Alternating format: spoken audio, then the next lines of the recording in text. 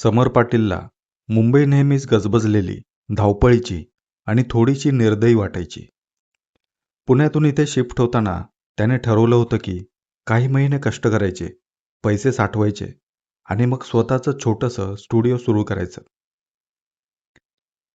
पण वास्तव वेगळंच असतं. फ्रीलॅन्स ग्राफिक्स डिझायनर म्हणून काम मिळायचं, पण नियमित नाही. भाडं, बिल आणि एकटेपण सगळंच अगदी जड होत चाललं होतं. अशातच त्याला एक जाहिरात दिसली. शांतीसागर हाईट्स, 1 BHK, स्वस्त दरात, तात्काळ उपलब्ध.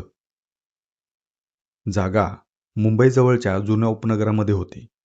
किंमत इतकी कमी होती की त्याला शंका आली, पण पर्याय नव्हता. इमारत पहिल्यांदा पाहिली तेव्हा त्याला ती विचित्र शांत वाटली. 8 मजली, पांढऱ्या रंगाची, पण आत काळपट झालेली. खिडक्यांवर गंज चढलेले ग्रिल्स आणि परिसरात फारशी वर्दळ नव्हती. गेटजवळ एक छोटंसं केबिन होतं. आत एक 60तले गृहस्थ बसले होते. पांढऱ्या केसांचा विरळ झुपका, डोळ्यांवर जाड फ्रेमचा चष्मा. देशमुख. त्यांनी स्वतःची ओळख करून दिली. आवाज साधा होता, पण नजरेत काहीतरी वेगळं होतं.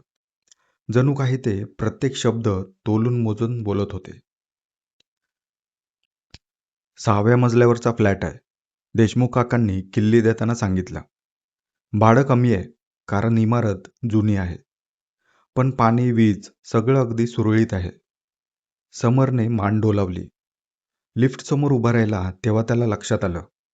लिफ्टच्या पॅनेलवर 1 ते 8 अशी बटणं होती, पण 7 नंबरचं बटन थोडं खरचटलं होतं. जणू कोणीतरी वारंवार खसाखसा घरडलं होतं ते. एक गोष्ट लक्षात ठेवा, देशमुख काका अचानक म्हणाले. आवाज किंचित मंदावत. रात्री 12 नंतर लिफ्ट वापरू नका आणि 7वा मजला दाबू नका. समर हसला. का हो, तिथे भूत आहे का? देशमुख काका काहीच बोलले नाही.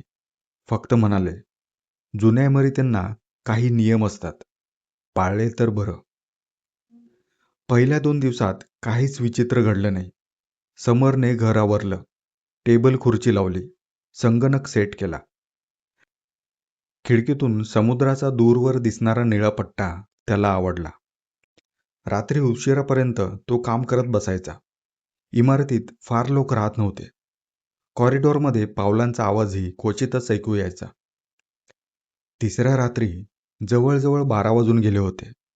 समर एका क्लायंटसाठी पोस्टर डिझाईन करत होता. अचानक वरच्या मजल्यावरून जड वस्तू ओढल्यासारखा आवाज आला. खडखड खडखड, घासटल्यासारखा. त्याने घड्याळात पाहिलं. 12 वाजून 10 मिनिटं झाली होती. कोणीतरी फर्निचर हलवत असेल, तो म्हणाला. पण वर तर 7वा मजला, जो बंद असल्याचं देशमुख काकांनी सांगितलं होतं. दुसऱ्या दिवशी सकाळी त्याने सहज विचारलं. देशमुख काका काही क्षण शांत राहिले. 7वा मजला अनेक वर्षांपासून रिकामा आहे, ते म्हणाले. तिथे कोणीही राहत नाही. मग आवाज कुठून आला? जुन्या इमारतीत आवाज घुमत असतात हो. त्यांनी विषय बदलला. त्या रात्री समर उशिरा बाहेर गेला होता. जवळच्या कॅफेमध्ये बसून तो काम करत होता. परत येताना 11 वाजून 55 मिनिटे झाली होती. लिफ्ट समोर उभा राहिला तेव्हा कॉरिडॉर पूर्ण रिकामा होता. लिफ्ट उघडली. तो आत शिरला आणि 6 नंबर दाबला. दरवाजा बंद होणार इतक्यात एक बारीक, थंड हात दरवाज्यात अडवला. समोर एक स्त्री उभी होती. केस विस्कटलेले, चेहरा पांढरट, डोळे खाली. ती काहीच बोलली नाही, फक्त आत आली. लिफ्ट वर जाऊ लागली. अचानक त्या स्त्रीने मंद आवाजात विचारलं, तुम्ही वर चाललात ना, 7व्या मजल्यावर? समर दचकला. नाही, 6व्या मजल्यावर चाललोय मी. ती हलकेच हसली. लिफ्टचा डिजिटल डिस्प्ले 5 वरून 6 वर जाण्याऐवजी थेट 7 दाखवू लागला. समरने घाईघाईने बटणं दाबली, पण काहीच उपयोग झाला नाही. लिफ्ट थांबली. दरवाजा हळूहळू उघडला. समोर संपूर्ण काळोख होता. पूर्ण अंधार. कॉरिडॉरमध्ये एकही दिवा नव्हता. हवा थंड होती आणि जळक्या वासासारखा मंद गंध येत होता. समरने मागे वळून पाहिलं. ती स्त्री गायब झाली होती. लिफ्टमध्ये तो एकटाच उभा होता. क्षणभर तो थिजून गेला. मग पटकन जी बटन दाबलं. लिफ्ट खाली आली. ग्राउंड फ्लोअरवर दरवाजा उघडताच तो बाहेर पडला. देशमुख काका केबिनमध्ये नव्हते. बाहेरचा परिसर शांत होता. जणू काहीच घडलं नव्हतं. त्या रात्री त्याला झोप लागली नाही. सकाळी त्याने रियाला फोन केला. रिया पत्रकार होती आणि अशा गोष्टींचा मागोवा घेण्यात तिला रस असायचा. सगळं ऐकल्यावर ती म्हणाली, मी शोध घेते. त्या इमारतीचा इतिहास काहीतरी सांगत असेल. 2 दिवसांनी रियाने माहिती आणली. 5 वर्षांपूर्वी 7व्या मजल्यावर भीषण आग लागली होती. एका कुटुंबाचा मृत्यू झाला होता. बातम्यांमध्ये फारशी चर्चा झाली नव्हती. पण एक गोष्ट नोंदली गेली होती. त्या कुटुंबातील स्त्रीचा मृतदेह घरात सापडला. घराचा दरवाजा बाहेरून बंद होता. समरच्या अंगावर शहारे आले. त्याला लिफ्टमधील ती स्त्री आठवली. तिचे डोळे, तिचं हसू आणि 7वा मजला म्हणताना आलेला तो विचित्र सूर. त्या रात्री पुन्हा 12 वाजता वरून आवाज आला. यावेळी तो अधिक स्पष्ट होता. जणू कोणीतरी जिन्यावरून हळूहळू खाली उतरत होतं. पावलांचा आवाज स्पष्ट ऐकू येत होता. 1, 2, 3. 6व्या मजल्यावर येऊन तो थांबला. समरच्या दरवाजासमोर टक टक 3 ठोके, मग शांतता. समर श्वास रोखून उभा राहिला. त्याला देशमुख काकांचे शब्द आठवले. रात्री 12 नंतर दरवाजा उघडू नका. त्याने दरवाजाकडे पाहिलं. खाली दरवाजाच्या फटीतून सावली दिसत होती. जणू कोणीतरी उभं होतं तिथे. मग एक मंद ओळखीचा आवाज आला. वर या. 7वा मजला वाट बघतोय. समरचा हात नकळत दरवाजाच्या कडीवर गेला. त्याच्या मनात भीती आणि कुतूहल दोन्ही एकत्र उसळत होते. दरवाजा उघडावा की नाही हा प्रश्न त्याच्या डोक्यात घुमत राहिला. आणि कॉरिडॉरमध्ये पुन्हा एकदा पावलांचा आवाज घुमला. दरवाजाच्या कडीवर ठेवलेला समरचा हात थरथरत होता. बाहेरून पुन्हा एकदा 3 ठोके ऐकू आले. टक टक टक. यावेळी ते अधिक हळू, अधिक जाणीवपूर्वक होते. दरवाजाखालच्या फटीतून दिसणारी सावली अजूनही तिथेच उभी होती. समरने श्वास रोखला. काही क्षण तो स्तब्ध उभा राहिला. मग हळूच मागे सरकला. उघडायचं नाही, त्याने स्वतःलाच समजावलं. देशमुख काकांचे शब्द कानामध्ये घुमत होते. बाहेरून हलकसं हसू ऐकू आलं. अगदी मंद, जणू एखाद्या स्त्रीचा श्वासच हसण्यात बदलला होता. वर या. तोच आवाज पुन्हा आला. यावेळी तो दरवाजाच्या पलीकडून नव्हे, तर जणू भिंतीतून, छतामधून, सगळीकडून येत होता. मग अचानक सर्व शांत झालं. समर काही मिनिटं तसंच उभा राहिला. पावलांचा आवाज नाही, सावली नाही. धाडस करून त्याने दरवाजाच्या पीप होलमधून बाहेर पाहिलं. कॉरिडॉर रिकामा होता. दिवे लुकलुकत होते. पण तिथे कोणीच नव्हतं. त्याने हळूच दरवाजा उघडला. बाहेर थंड वाऱ्याची झुळूक आली. कॉरिडॉरमध्ये जळक्या वासाची तीच मंद छटा होती. त्याची नजर जिन्याकडे गेली. वरच्या दिशेने काळोख दाटला होता. 7व्या मजल्याकडे जाणारा भाग जणू अधिक गडद दिसत होता. समरने स्वतःला सावरलं आणि दरवाजा बंद केला. त्या रात्री तो झोपलाच नाही. पहाटेपर्यंत तो सोफ्यावर बसून राहिला. प्रत्येक आवाजाकडे कान देत राहिला. सकाळी त्याने ठरवलं, देशमुख काकांशी सरळ बोलायचं. तो खाली गेला. केबिनमध्ये देशमुख काका नेहमीप्रमाणे पेपर वाचत बसले होते. समरने कालची घटना सांगितली. काका काही क्षण शांत राहिले. त्यांच्या चेहऱ्यावरचा रंग किंचित फिका पडला. तुम्ही दरवाजा उघडला का? त्यांनी सरळ विचारलं. नाही, समर म्हणाला. देशमुख काकांनी सुटकेचा निश्वास सोडला.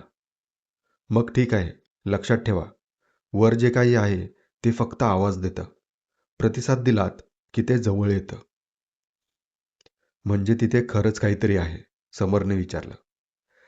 काका उत्तर देण्याऐवजी उठले आणि केबिनमधल्या जुन्या रजिस्टरमधून एक पान काढलं. त्यावर काही नोंदी होत्या.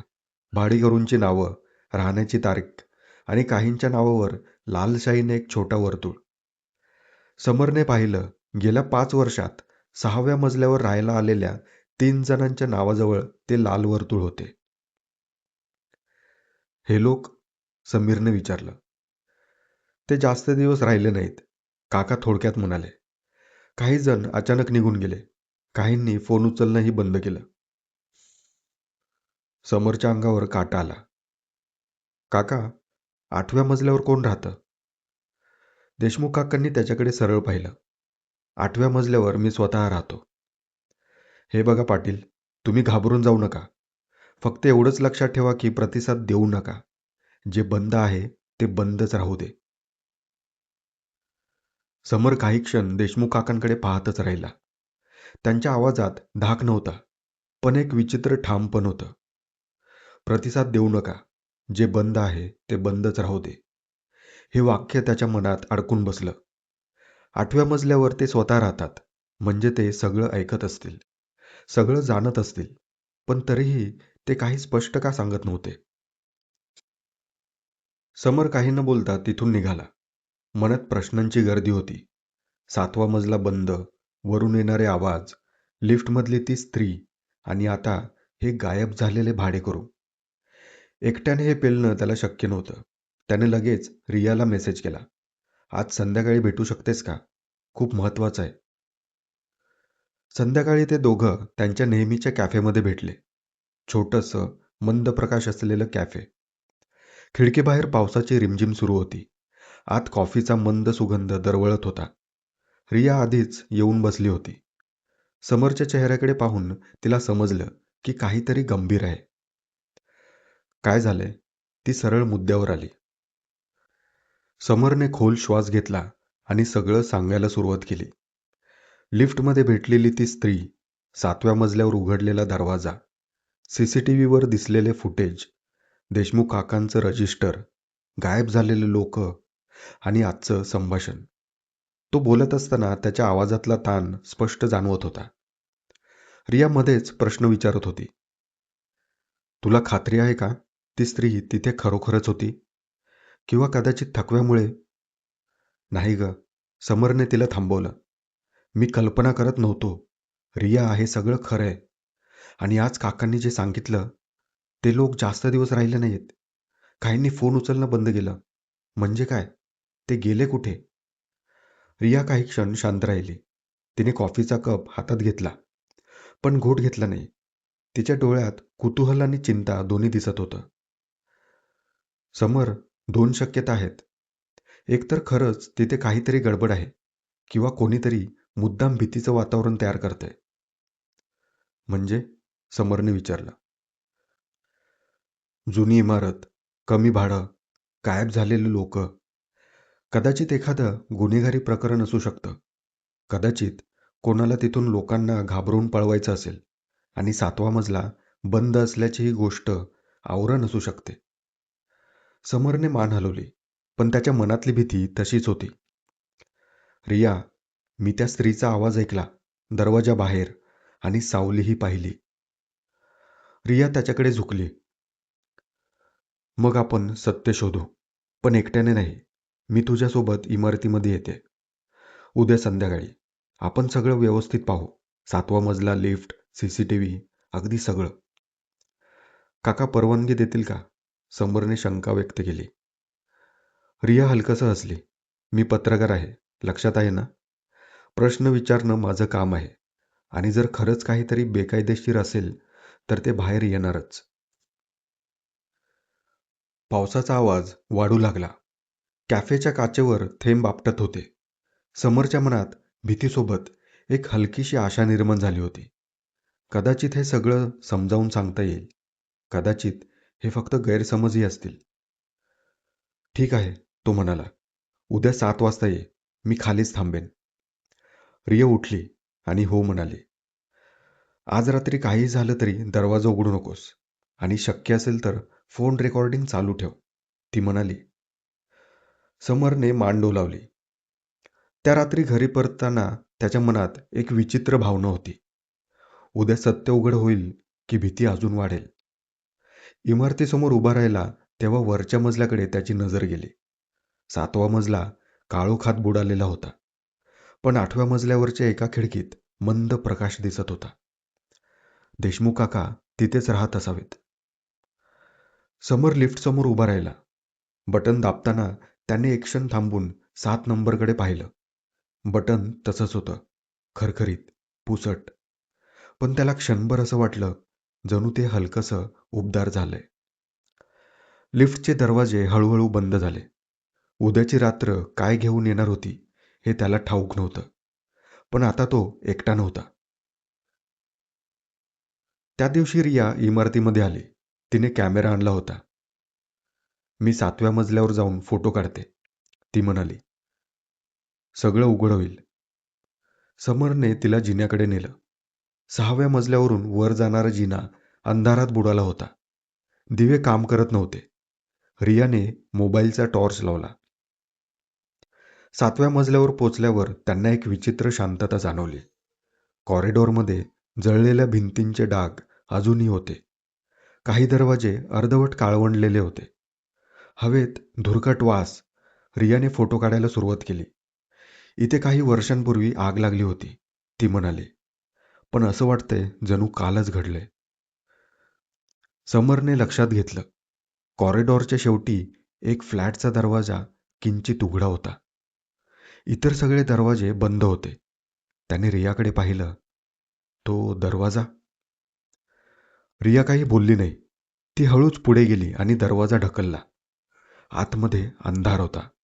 भिंती काळ्या पडल्या होत्या. जमिनीवर जळलेले फर्निचरचे अवशेष होते. पण एक गोष्ट विचित्र होती. मधोमध एक टीव्ही सेट ठेवलेला होता. अगदी नवीन होता. तो बंद होता, पण त्यावर धुळीचा थर नव्हता.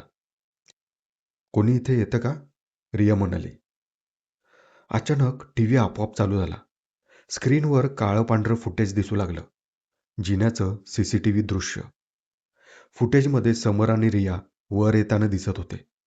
पण ते फुटेज काही क्षण पुढचं दाखवत होतं, जिथे समर एकटाच उभा होता आणि रिया दिसत नव्हती. हे कसं शक्य आहे? रिया पुटपुटली. अचानक स्क्रीनवर तीच स्त्री दिसली. केस विस्कटलेले, चेहरा पांढरा. ती थेट कॅमेऱ्यामध्ये पाहत होती. मग स्क्रीन काळी झाली. कॉरिडॉरमध्ये कुठेतरी पावलांचा आवाज घुमला. समरने मागे वळून पाहिलं. रिया त्याच्या शेजारी होती. पण कॉरिडॉर आता जास्त लांब वाटत होता. जणू भिंती मागे सरकल्या होत्या. दिवे लुकलुकू लागले होते. आपण खाली जाऊया, समर घाईने म्हणाला. ते जिन्याकडे धावले, पण जिना जिथे होता तिथे आता भिंत दिसत होती. सरळ काळी भिंत. रियाने घाबरून मागे पाहिलं. कॉरिडॉरच्या शेवटी ती स्त्री उभी होती. यावेळी तिचे डोळे पूर्ण काळे दिसत होते. नियम मोडला. ती कुजबुजली. आवाज एकाच वेळी अनेक दिशांनी येत होता. समरने रियाचा हात धरला. लिफ्टकडे, तो ओरडला. कॉरिडॉरच्या मध्यभागी लिफ्टचे दरवाजे अचानक दिसू लागले. त्यांनी धावत जाऊन बटन दाबलं. दरवाजा उघडला. आत अंधार होता. ते दोघं आत शिरले. दरवाजा बंद होताना समरने शेवटचं पाहिलं. कॉरिडॉरच्या भिंतींवर जळलेल्या हातांचे ठसे उमटत होते. लिफ्ट खाली जाऊ लागली, पण डिस्प्लेवर मजल्यांचे नंबर दिसत नव्हते. फक्त एकच शब्द चमकत होता, 7. रिया समरकडे वळली. तिच्या डोळ्यात भीती स्पष्ट दिसत होती. आपण परत खाली जातोय ना? लिफ्ट अचानक थांबली आणि दरवाजा उघडला. समोर पुन्हा 7वाच मजला होता. पण यावेळी कॉरिडॉर पूर्णपणे वेगळा दिसत होता. भिंती स्वच्छ, दिवे तेजस्वी आणि दरवाजे बंद. जणू काही आग कधी लागलीच नव्हती. कॉरिडॉरच्या शेवटी एक नावाची पाटी चमकत होती. 702 समर पाटील. समरच्या अंगातून रक्तच जणू निघून गेलं. तो 6व्या मजल्यावर राहत होता. मग 7व्या मजल्यावर त्याचं नाव कसं? कॉरिडॉरमध्ये हळूहळू पावलांचा आवाज घुमू लागला. यावेळी तो त्यांच्या मागून येत होता आणि लिफ्टचा दरवाजा आपोआप बंद होऊ लागला. लिफ्टचा दरवाजा बंद होत असताना समरने हात पुढे टाकून तो अडवण्याचा प्रयत्न केला. पण दरवाज्यांनी त्याचा स्पर्श जणू ओळखलाच नाही. ते शांतपणे एकमेकांना भिडले आणि लिफ्ट पुन्हा हलू लागली. मात्र यावेळी खाली जाण्याची जाणीव नव्हती, वर जाण्याचीही नव्हती. जणू लिफ्ट हवेत लटकली होती. डिस्प्लेवर फक्त एकच शब्द चमकत होता, प्रोसेसिंग. रिया थरथरत होती. हे काय चाललंय समर? आपण खाली जाऊ शकत नाही का? समर काही बोलला नाही. त्याच्या डोक्यात फक्त एकच विचार घुमत होता. 7व्या मजल्यावर त्याच्या नावाची पाटी कशी? आणि ती स्त्री, ती नेमकी काय होती? अचानक लिफ्टला झटका बसला आणि दरवाजे उघडले. यावेळी ते ग्राउंड फ्लोअरला होते. देशमुख काकांची केबिन समोर दिसत होती. सर्व काही नेहमीसारखं, जणू काही घडलंच नव्हतं. दोघंही पटकन बाहेर पडले. देशमुख काका केबिनमध्ये बसले होते. त्यांनी वर पाहिलं आणि शांत आवाजात विचारलं, वर गेला होतात का? समरने उत्तर देण्याऐवजी सरळ विचारलं, 7व्या मजल्यावर माझं नाव कसं? देशमुख काका काही क्षण गप्प राहिले. मग त्यांनी केबिनमधल्या ड्रॉवरमधून एक जुना फोटो काढला. फोटोमध्ये 7व्या मजल्यावर कॉरिडॉर दिसत होता, आगीपूर्वीचा. दरवाज्यांवर नावाच्या पाट्या होत्या. त्यापैकी एकावर लिहिलं होतं, सावनी देशमुख. ती माझी मुलगी, काकांनी मंद आवाजात सांगितलं. आगीत ती अडकली. नवीनच लग्न झालं होतं तिचं. ती आणि विकास दोघेही आनंदी होते. त्या रात्री दरवर्षीप्रमाणे वार्षिक नगर महोत्सव होता. इमारतीमधील सर्वजण तिथे गेले होते. पण रिया आणि विकास दोघेही तयारी करत होते. दुसऱ्या दिवशी ते पहाटेच निघणार होते महाबळेश्वरला जायला. पण आग अचानक कशी लागली काय माहीत. रिया त्या आगीत सापडली. दरवाजा बंद होता. ती बाहेर पडू शकली नाही. देशमुख काकांचा गळा दाटून आला होता. तेव्हापासून 7वा मजला बंदच आहे. 1 मिनिट काका, तुम्ही सांगितलं की रिया आणि विकास दोघेही इमारतीत होते, घरी तयारी करत होते. मग रिया एकटीच कशी आगीत सापडली? विकासचं काय झालं? तो कुठे गेला? आणि दरवाजा बंद कोणी केला होता? रियाने विचारलं. देशमुख काका काही क्षण नुसते रियाकडे पाहत राहिले. तिच्या प्रश्नाने जणू जुन्या जखमेवर बोट ठेवलं होतं. त्यांच्या डोळ्यात हलकंसं अस्वस्थपण उमटलं. केबिनमधल्या पिवळट ट्यूबलाईटच्या प्रकाशात त्यांच्या चेहऱ्यावरच्या सुरकुत्या अधिक खोल वाटत होत्या. विकास, त्यांनी हळू आवाजात शब्द उच्चारला. तो वाचला. समर आणि रिया दोघेही एकदम पुढे झुकले. आग लागली तेव्हा तो खाली गेला होता, काका पुढे म्हणाले. म्हणतात की काही कागदपत्र कारमध्ये ठेवायची राहिली होती. तो पार्किंगमध्ये गेला आणि त्याच वेळी वर आग लागली. धूर इतक्या वेगाने पसरला की रियाला बाहेर पडायला वेळच मिळाला नाही. पण तुम्ही म्हणालात की दार बाहेरून बंद होतं. कोणी केलं होतं आणि का? समरने आठवण करून दिली. काकांनी मान हलवली. हो, दरवाजा बाहेरून बंद होता, पण त्यावेळी लिफ्ट काम करत नव्हती. विकास म्हणाला, मला वरती जाता आलं नाही, ना जिन्याने ना लिफ्टने. सगळीकडे धूर गोंधळ. पण ते थांबले. शब्द जणू गळून पडले. रिया विचारमग्न झाली. मग विकास, त्याचं काय झालं नंतर? देशमुख काकांच्या नजरेत क्षणभर काहीतरी चमकलं. दुःख की राग ओळखता येत नव्हतं. तो काही महिने इथेच राहिला. चौकशी, पोलीस, विमा सगळं झालं. पण नंतर अचानक इमारत सोडून गेला. कुठे गेला माहीत नाही. संपर्क अगदी तुटला. त्याच्यावर संशय घेतला होता का? रियाने थेट विचारलं. काका किंचित चपापले. लोक बोलतात बरंच काही. म्हणतात शॉर्ट सर्किट झालं होतं. काही म्हणाले गॅस लीक झाला. काहींनी तर मुद्दाम लावलेली आग असंही म्हटलं. पण ठोस पुरावा काहीच नव्हता. विम्याची रक्कम मिळाली का त्याला? किती रक्कम होती? रियाने विचारलं. त्या दोघांनी काढला होता विमा लग्न झाल्यावर. त्यांनाच माहिती होतं सगळं, काका म्हणाले. समर शांतपणे ऐकत होता. त्याच्या मनात काही तुकडे जुळायला लागले होते. त्या रात्री इमारतीत सगळेच नगर महोत्सवला गेले होते, बरोबर? म्हणजे वरच्या मजल्यांवर कोणीच नव्हतं का? हो, काका म्हणाले. फक्त ते दोघेच होते. आणि तुम्ही? रियाने विचारलं. काका क्षणभर थबकले. मी त्यावेळी 8व्या मजल्यावर राहत नव्हतो. मी इथून काही अंतरावर एका चाळीत राहायचो. लोकांच्या आरडाओरडीत कळालं की इमारतीमधून धूर निघतोय. समरने हळू आवाजात विचारलं, काका, तुम्हाला कधी वाटलं नाही की काहीतरी वेगळं घडलं होतं त्या रात्री? काका अचानक उठले. त्यांनी केबिनच्या काचेबाहेर इमारतीकडे पाहिलं. 7वा मजला काळोखात बुडालेला होता. प्रत्येक आगीत काही प्रश्न अनुत्तरित राहतात, ते म्हणाले. पण काही गोष्टी उकरून काढल्या की शांतता भंग होते. रिया सरळ उभी राहिली. शांतता आधीच भंग झालीये काका. 7व्या मजल्यावर अजूनही आवाज येतात. लोक गायब होतात. जर ती फक्त अपघाताची कथा असती तर इतक्या वर्षांनीही लोक घाबरले नसते. काकांनी तिच्याकडे रोखून पाहिलं. तुम्हाला काय म्हणायचंय? रिया निर्धाराने म्हणाली, मला त्या आगीची जुनी फाईल्स पाहायची. Police report, fire brigade report, विम्याचे कागद. आणि विकास सध्या कुठे? तो अचानक गायब कुठे झाला? हे समजल्याशिवाय हे प्रकरण पूर्ण होणार नाही. समरने तिच्याकडे पाहिलं. त्याला जाणवलं, ही गोष्ट फक्त भूताप्रेतांची नाहीये.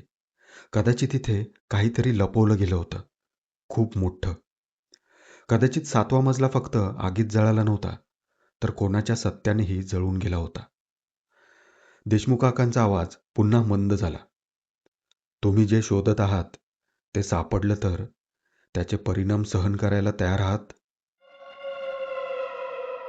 रिया पुन्हा निर्धाराने म्हणाली, हो, कारण सत्य अर्धवट ठेवणं जास्त धोकादायक असतं.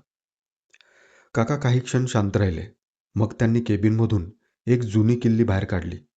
म्हणाले, मग चला माझ्यासोबत. ते तिघेही लिफ्टकडे गेले. यावेळी काकांनी स्वतः 8 नंबरचं बटन दाबलं. लिफ्ट वर जाऊ लागली. 6वा, 7वा आणि मग 8वा मजला. दरवाजा उघडताच थंड बोचरी हवा चेहऱ्यावर आदळली. 8वा मजला पूर्णपणे रिकामा दिसत होता. भिंतींवर धुळीचा थर, कोपऱ्यात जाळी आणि पावलांचा प्रतिध्वनी दूरवर घुमत होता. वर राहतो म्हणणारे देशमुख काका, पण इथे कुठेच राहण्याच्या खुणा नव्हत्या. कॉरिडॉरमध्ये एकच ट्यूबलाईट लुकलुकत होती. त्याच्या प्रकाशात सावल्या लांबच लांब पसरत होत्या. रियाने कुजबुजत विचारलं, तुम्ही इथे राहता? काका उत्तर न देता पुढे चालत राहिले. कॉरिडॉरच्या शेवटच्या टोकाला एक लोखंडी दरवाजा होता. त्यावर मोठं कुलूप लटकलं होतं. काकांनी किल्ली काढली. कुलूप उघडताना झालेला आवाज रिकाम्या मजल्यावर भीषणपणे घुमला. दरवाजा चर्र आवाज करत उघडला. आत अंधार होता. काकांनी स्विच दाबला. पिवळसर प्रकाशात खोली स्पष्ट झाली आणि समर व रिया दोघेही जागेवरच गोठले. खोलीच्या मध्यभागी एक लाकडी खुर्ची होती आणि त्या खुर्चीवर बसलेला होता एक मानवी सांगाडा. हाडं कोरडी, पांढरी. काही ठिकाणी जळालेल्या कपड्यांचे अवशेष अजूनही चिकटलेले होते. सांगाड्याच्या कवटीचा चेहरा जणू त्यांच्या दिशेनेच पाहत होता. रिया घाबरून मागे सरकली. हे हे काय आहे? देशमुख काकांचा आवाज आता पूर्णपणे बदलला होता. तो थंड निर्विकार झाला होता. हा विकास आहे. समोरच्या तोंडून शब्द फुटेनात. काय? काका पुढे आले. रिया गेल्यानंतर मला 7व्या मजल्यावरून आवाज यायला लागले. सुरुवातीला मला वाटलं माझं मन भ्रम तयार करते, पण एका रात्री मी स्वतः पाहिलं. त्यांचे डोळे शून्यात रोखले गेले. 7व्या मजल्याच्या कॉरिडॉरमध्ये ती उभी होती, काळोखात, जळालेली, पण स्पष्ट. ती माझ्याकडे पाहत म्हणाली, बाबा, मी एकटी नव्हते. त्याने मला मारलं, जाळून मारलं. रिया थरथरत ऐकत होती. तिने मला सगळं सांगितलं. काका पुढे म्हणाले, त्या रात्री त्यांच्यात भांडण झालं होतं. तो कपटी होता. त्याच्या आयुष्यात दुसरी कोणीतरी स्त्री होती. त्याचं त्याचं आधीही एक लग्न झालं होतं. रियाला ते कळालं होतं. तिने त्याचा फोटोही पाहिला होता. दोघांमध्ये कडाक्याचं भांडण झालं होतं. रागाच्या भरात त्याने गॅस चालू ठेवला आणि दरवाजा बाहेरून लॉक केला. तो खाली पळाला, लोकांमध्ये मिसळला आणि स्वतःला वाचवून घेतलं. खोलीत शांतता पसरली. फक्त ट्यूबलाईटचा किरकिर आवाज येत होता. पोलिसांना सांगितलं असतं तर? समरने कसंबसं विचारलं.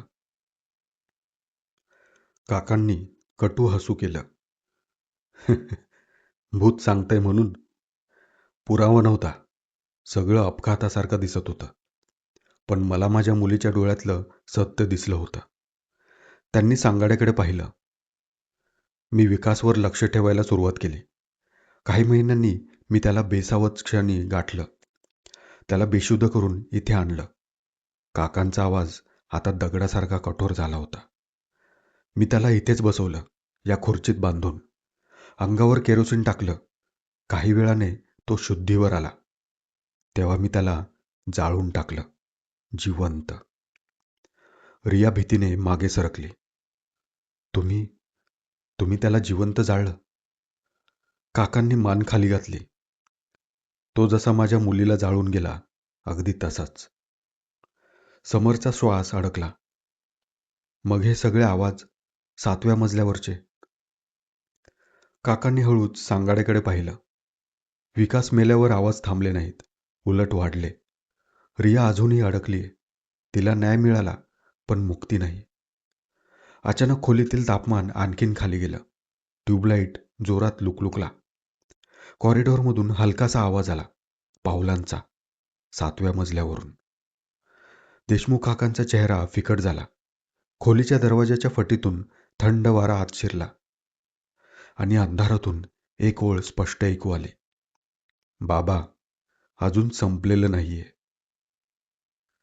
ते ऐकताच देशमुख काकांचे गुडघे थरथरले. सावनी. त्यांच्या ओठांवरून नाव निघालं, पण आवाजात भीती होती, खात्री नव्हती. कॉरिडॉरमधला पावलांचा आवाज हळूहळू जवळ येऊ लागला. ठक ठक ठक. प्रत्येक पाऊल जड, ओढत चालल्यासारखं. 8वा मजला पूर्ण रिकामा असताना तो आवाज अधिकच भीषण वाटत होता. समरने नकळत रियाचा हात पकडला.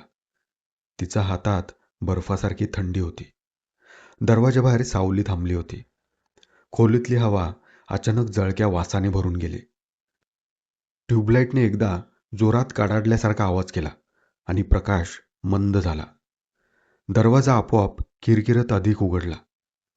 कॉरिडॉरमध्ये ती उभी होती. जळालेली साडी, काळवंडलेला चेहरा, पण डोळे मात्र वेदनांनी जिवंत. ती हळूहळू आतमध्ये आली.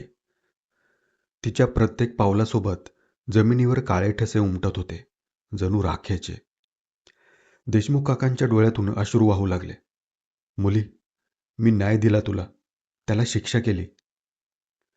ती आकृती थांबली. तिचा चेहरा हळूहळू तिच्या वडिलांकडे वळला. न्याय? आवाज एकाच वेळी जवळून आणि दुरून आला. बाबा, सूड म्हणजे न्याय नसतो. समर आणि रिया स्तब्ध उभे होते. खोलीतला सांगाडा जणू हल्ल्यासारखा भास झाला. कवटीचा कोन किंचित बदलल्यासारखा वाटला. त्यांनी मला मारलं, ती पुढे म्हणाली. पण तुम्ही काय केलं? तुम्हीही तेच केलं त्याला मारून. त्याच्यात आणि तुमच्यात फरक काय? तुम्ही त्याला मारून मला न्याय दिला, पण सत्य तसंच राहिलं. देशमुख काका थरथरत कापत होते. मी काय करणार होतो? पोलिसांनी विश्वास ठेवला नसता, पुरावा नव्हता. मी बाप आहे. मी कसं सहन केलं असतं? त्या आकृतीचे डोळे आता अधिक गडद झाले. तुम्ही त्याला जाळलं आणि मला इथे बांधून ठेवलं. अचानक खोलीत वाऱ्याचा झोत वाढला. सांगाड्याच्या हाडांतून किरकिर आवाज आला. खुर्ची हलू लागली. जणू अदृश्य हातांनी ती ढकलली जात होती. रिया थरथरत म्हणाली, तिला मुक्ती हवीये, पण ती इथे अडकलीये, कारण सत्य अर्धवट आहे. समरच्या डोक्यात विचार चमकला. काका, तुम्ही गुन्हा लपवलात. विकासचा मृत्यू पोलिसांपासून लपवला. त्याचा देह इथेच ठेवलात. त्यामुळे सत्य पूर्ण बाहेर आलं नाही. देशमुख काका हताशपणे दोघांकडे पाहू लागले. म्हणजे? तिला फक्त न्याय नाही तर सत्यही हवं होतं, रिया ठामपणे म्हणाली. विकासने काय केलं ते बाहेर पडायला हवं होतं आणि तुम्ही काय केलं तेही. पण तुम्ही विकासला मारलत आणि सत्यही त्याच्यासोबतच संपलं. क्षणभर पूर्ण शांतता पसरली. मग ती जळालेली आकृती हळूहळू सांगाड्याजवळ गेली. तिचा हात पुढे झाला. हाडांना स्पर्श होताच सांगाडा राखेसारखा कोसळू लागला. खुर्ची चर्र आवाज करत तुटली. खोलीत राखेचा धूर पसरला आणि हवा जड झाली. त्या राखेतून अचानक एक धुसर सावली आकार घेऊ लागली. समर आणि रिया श्वास रोखून पाहत होते. धूर एकवटला आणि त्यातून एका पुरुषाची आकृती स्पष्ट झाली. विकास. त्याचा चेहरा पूर्वीसारखा नव्हता. ना पूर्ण जळालेला, ना पूर्ण जिवंत. डोळ्यात अपराधाची जाणीव होती. तो काही क्षण शांत उभा राहिला. मग हळूहळू सावनीच्या आत्म्याकडे वळला. सावनी. त्याचा आवाज तुटका, खोल आणि पश्चातापाने भरलेला होता. माझ्याकडून चूक झाली. राग, अहंकार, मी सगळं गमावलं. तुला आणि स्वतःलाही. जळालेली आकृती काही क्षण त्याच्याकडे पाहत राहिली. तिच्या डोळ्यातला राग आता विरघळत होता. त्या जागी दुःख आणि थकवा होता. तू मला बंद केलंस, ती शांतपणे म्हणाली. मी जळत असताना तू खाली उभा होतास. विकासने मान खाली घातली. मला माफ कर. मी धूर्त होतो. विम्याच्या पैशांसाठी मी तुला फसवलं, लग्न केलं आणि तुला ठार मारलं. देशमुख काकांच्या डोळ्यातून अश्रू वाहू लागले. ते थरथरत म्हणाले, मी तुला जाळलं, सूड घेतला, पण त्यामुळे काहीच शांत झालं नाही. विकासची सावली हळूच काकांकडे वळली. तुमचा राग योग्य होता, पण मी आधीच जळालो होतो, माझ्या अपराधाने. खोलीत एक विचित्र शांतता पसरली. जणू वर्षानुवर्षे साचलेला ताण हळूहळू विरघळत होता. सावनी पुढे आली. तिच्या जळालेल्या रूपातून आता मंद प्रकाश झिरपू लागला होता. आपण तिघेही अडकलो होतो, ती म्हणाली. रागात, अपराधात आणि सुडात. ती विकासकडे पाहत म्हणाली, मी तुला माफ करते, कारण मला इथून जायचंय. विकासच्या डोळ्यातून धुसर अश्रू वाहिल्यासारखे वाटले. क्षणात खोलीतील थंडावा बदलू लागला. राखेचा वास नाहीसा झाला. भिंतींवरील काळे डाग फिके पडू लागले. जणू वेळ मागे फिरत होती. रिया आणि विकास दोघांच्या आकृत्या हळूहळू प्रकाशमान होऊ लागल्या. त्यांचे रूप धुसर होत गेले. देशमुख काका हात पुढे करत म्हणाले, मुली. सावनी हसली. अनेक वर्षांनी पहिल्यांदा शांत, समाधानी हसू. बाबा, मी जाते आता. त्या दोघांचे हात एकमेकांकडे सरकले. प्रकाश अधिक तेजस्वी झाला. समर आणि रिया दोघेही डोळे झाकून उभे राहिले आणि पुढच्या क्षणी खोली पूर्ण रिकामी झाली. ना राख, ना सांगाडा, ना जळका वास, फक्त शांतता. देशमुख काका हळूहळू गुडघ्यावर बसले. त्यांच्या चेहऱ्यावर दुःख होतं, पण त्यात समाधानही होतं. शेवटी तिला शांती मिळाली. ते पुटपुटले. समरने शांतपणे विचारलं, आता काय करणार? काका उठले. त्यांच्या चेहऱ्यावर ठामपणा होता. मी जे केलं तो गुन्हा होता. जरी तू रागवतो नसला तरी तो गुन्हाच होता. मी स्वतःला पोलिसांच्या हवाली करतो. रिया आणि समर काही बोलले नाहीत. त्या रात्रीच देशमुख काका जवळच्या पोलीस स्टेशनमध्ये गेले. त्यांनी सगळं कबूल केलं. विकासचा खून, सांगाडा लपवणं, सगळंच. पोलिसांनी चौकशी केली. 8व्या मजल्यावर शोध घेतला. आश्चर्य म्हणजे तिथे कोणताही सांगाडा सापडला नाही. पण देशमुख काकांची कबुली पुरेशी होती. काही दिवसांनी शांतीसागर हाईट्स इमारतीमध्ये एक बदल दिसू लागला. 7व्या मजल्यावरचे आवाज पूर्णपणे थांबले होते. लिफ्टमधलं 7 नंबरचं बटन आता थंड आणि निष्क्रिय होतं. कोणी दाबलं तरी ते उजळत नव्हतं. समर काही महिन्यांनी इमारत सोडून गेला. जाण्यापूर्वी त्याने एकदा वर पाहिलं. 7व्या मजल्याच्या खिडकीतून यावेळी कोणतीही सावली दिसली नाही. फक्त मोकळा, स्वच्छ प्रकाश. आणि त्याला मनापासून जाणवलं. काही वेळा सूड संपला की आत्मे नाहीसे होत नाहीत, पण माफी मिळाली की ते मुक्त होतात.